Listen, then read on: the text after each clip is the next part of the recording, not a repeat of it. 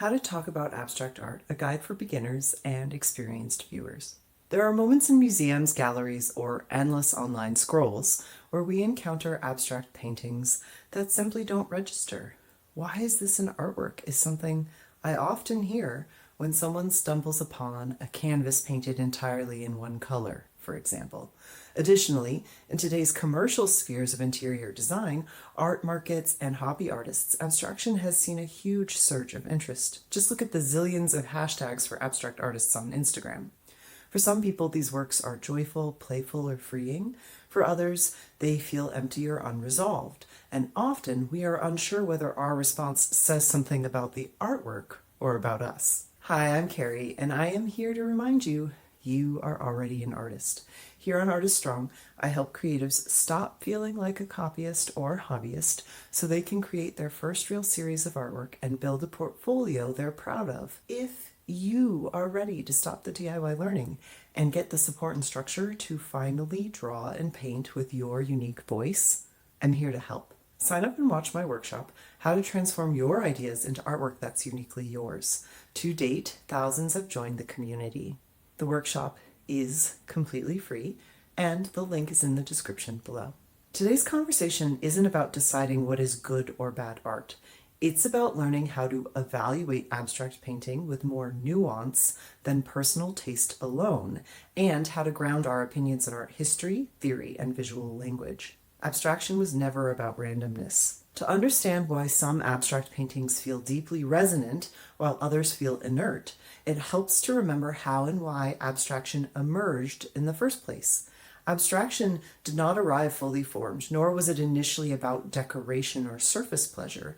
It evolved slowly from artists trying to solve very real problems. Art historians argue that Impressionism is the first movement of abstraction. Impressionist painters loosened realism in order to capture fleeting light, atmosphere, and perception. Cézanne pushed it further, manipulating planes. By the early 20th century, artists like Kandinsky, Mondrian, and Malevich were no longer interested in representing the visible world at all.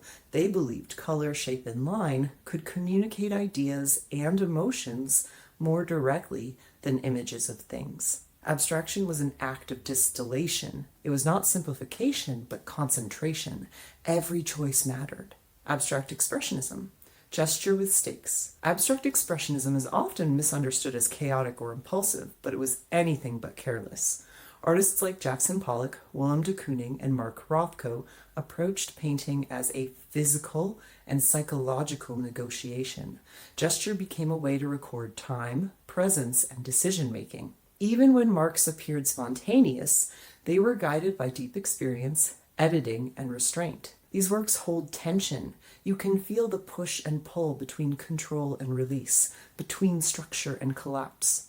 The paintings ask something of the viewer, not in the form of recognizable imagery, but through scale, rhythm, color relationships, and spatial pressure. What mattered wasn't whether the painting looked composed in a traditional sense, but whether it felt earned. When abstraction becomes a look. Over time, abstraction moved from radical inquiry into the mainstream of art education, galleries, and markets.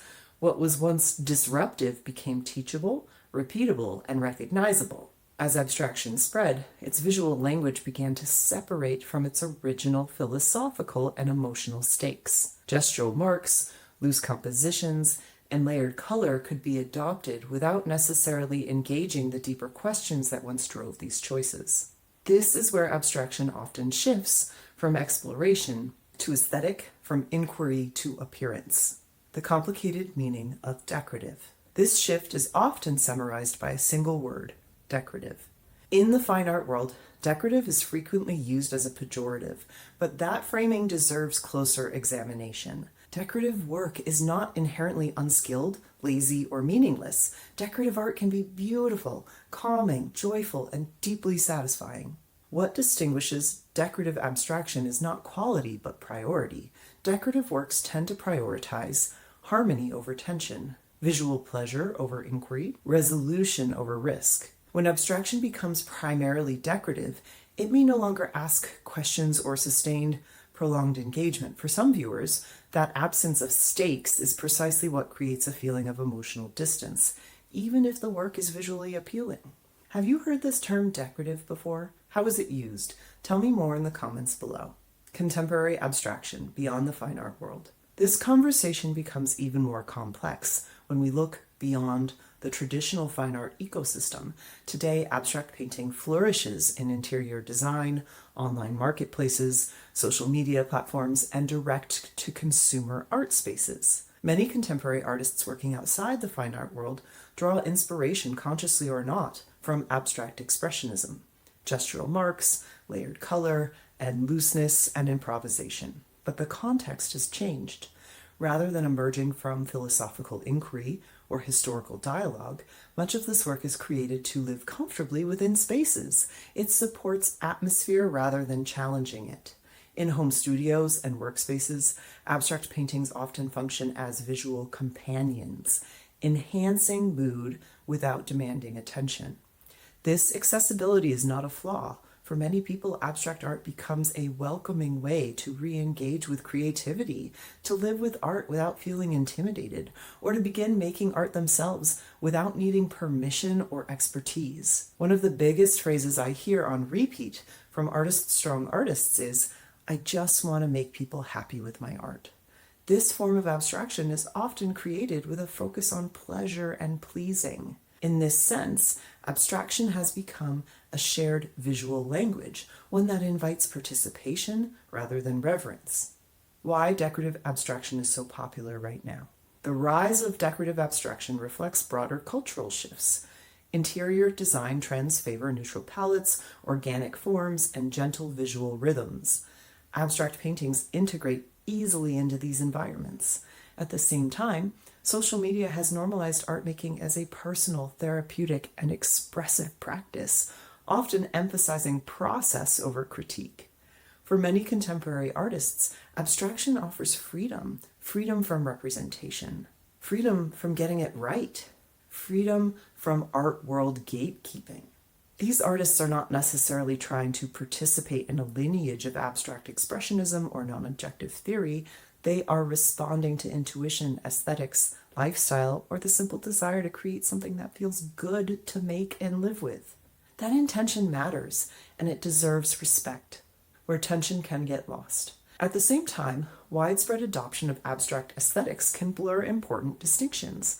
When abstraction becomes primarily decorative, it may no longer engage with visual risk, compositional struggle, conceptual inquiry, historical dialogue.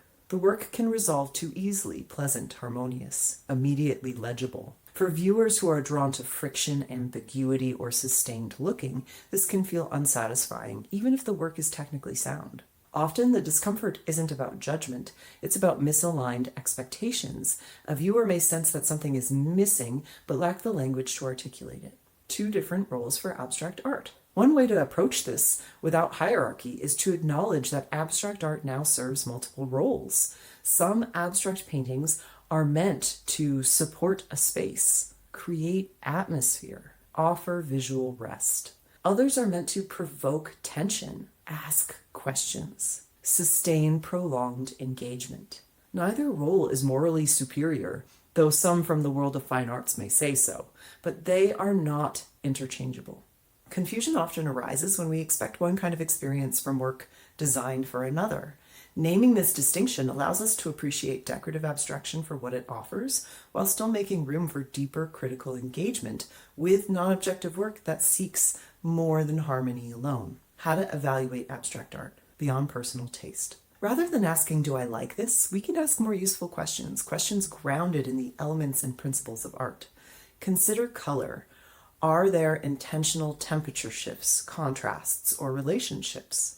Composition. Does the eye move with purpose or wander without direction? Rhythm and repetition. Are patterns building meaning or merely filling space? Balance and tension. Is there visual pressure anywhere in the work? Unity and variety. Does the painting resolve too easily or does it sustain engagement? Randomness is not a flaw, but unresolved randomness often is. These questions don't lead to a single correct answer. They simply give us a shared language, one that respects both the artist's effort and the viewer's experience. making space for different responses. It's important to say this clearly. Someone else's joy in a painting does not invalidate your lack of response to it, nor does your critique invalidate their pleasure. Art does not function the same way for everyone, and it shouldn't. What matters is that our opinions are informed, not dismissive. Curious, not cruel. Rooted in visual literacy rather than authority or insecurity. Many artists who work abstractly know how much thought, editing, and care goes into every decision. That awareness naturally shapes how we look at others' work, not to judge it harshly, but to look for evidence of negotiation, intention, and risk. Why this conversation matters. Learning how to talk about abstract art, especially when it doesn't move us, builds confidence as viewers and artists alike. It reminds us that we are allowed to trust our perceptions while also deepening them through study and reflection. You don't have to love every abstract painting, but if you're going to critique or defend it, doing so with the language of art history and theory keeps the conversation alive, generous, and meaningful. And perhaps most importantly, it gives us permission to say, I don't feel anything here and I'm curious why. That curiosity is where real engagement begins. Thank you so much for watching. I would love to hear how you experience abstract art, both in galleries and on Instagram. Tell me what comes up for you in the comments below. Then please like and subscribe to Artist Strong. Articles like these are created because our community asks for them. Remember, proudly call yourself an artist. Together, we are Artist Strong.